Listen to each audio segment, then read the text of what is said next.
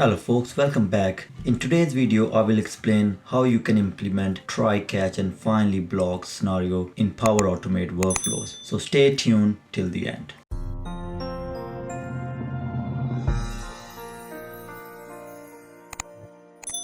A common usage of catch and finally together is to obtain and use resources in a try block, deal with exceptional circumstances in a catch block, and release the resources in the finally block. So this is a concept from the object-oriented programming, and in C# developers use it quite often. But let's look into it from the Power Automate perspective. So in Power Automate, it could be run some workflow actions in a try block. If any action fails, then email the error to the initiator or service desk using catch block and inform the requester about the result either way in a finally block. So that could be the scenario in Power Automate. So let's see how we can create this workflow. I'm in Office 365 tenant. From the left hand menu, you can navigate to Power Automate, or you can just click on three ellipses and click Power Automate app icon. Now I'm inside Power Automate application landing page. From the left hand menu, I can click on create. Now I can create many different types of workflow. So for this example, I will just use an instant workflow which I will trigger manually. I will give this workflow a name. I will just call it try, catch, finally test, and I will manually trigger the flow, and then I will click on create. So the trigger is created. First step, I need to create the scope for the try blocks. First step is I need to run some actions in a try block. So Microsoft Power Automate provide a concept of scope. So scope consists of multiple actions inside the scope, and if all the actions pass, then that scope get passed to the next scope. So if I click on new step and search for the word scope, you can see the scope control here. If I click on that, and then I will rename this scope to try. So we'll just call it try scope. So all the action we're trying here are actually the action which we're trying to do using Power Automate. Now we need another scope, and this scope is going to be the catch block. So if I just rename it to catch, this is the catch block. The difference between the try and catch is we need to set some configure rules for the catch blocks. So if I click on configure rules, it will not run if it's successful. It will only run if the try is failed or if the try is timed out. So these are the two options which I need to select for the catch block. So in the case of any action fail inside the try block, it will come here. Now I need another scope, which is finally. So I will search for scope control again, add in there, and now I can just rename it to finally.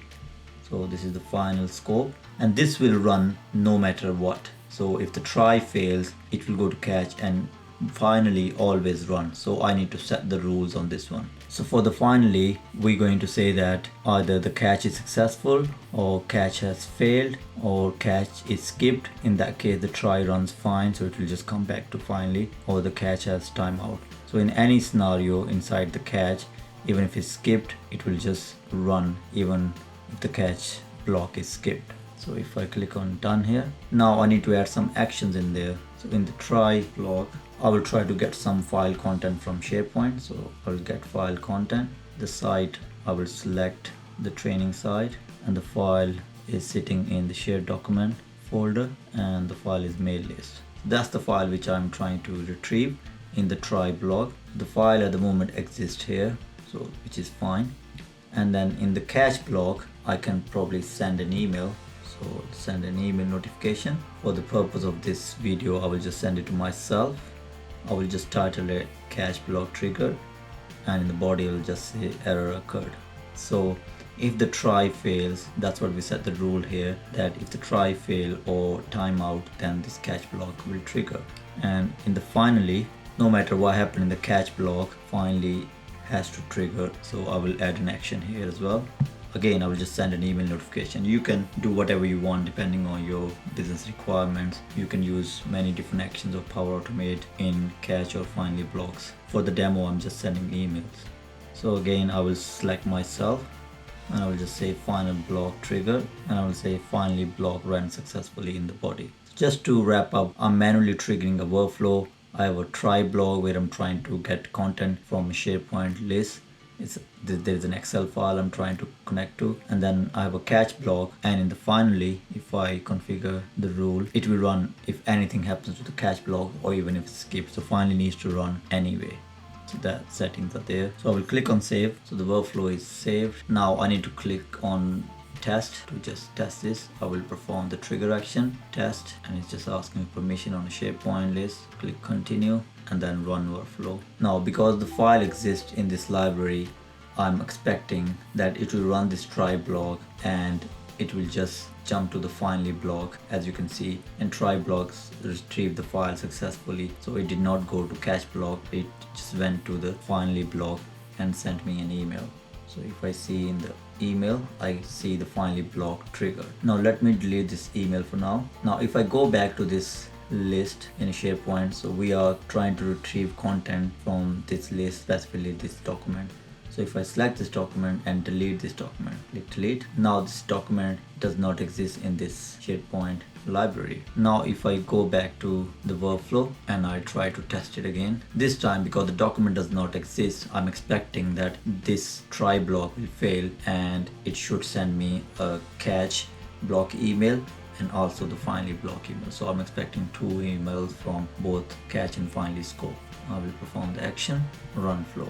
Done. Now you can see that the red mark here, which means the try block has failed, but you can see the green check mark on both catch and finally blocks, which means these both blocks triggered and they have sent the email.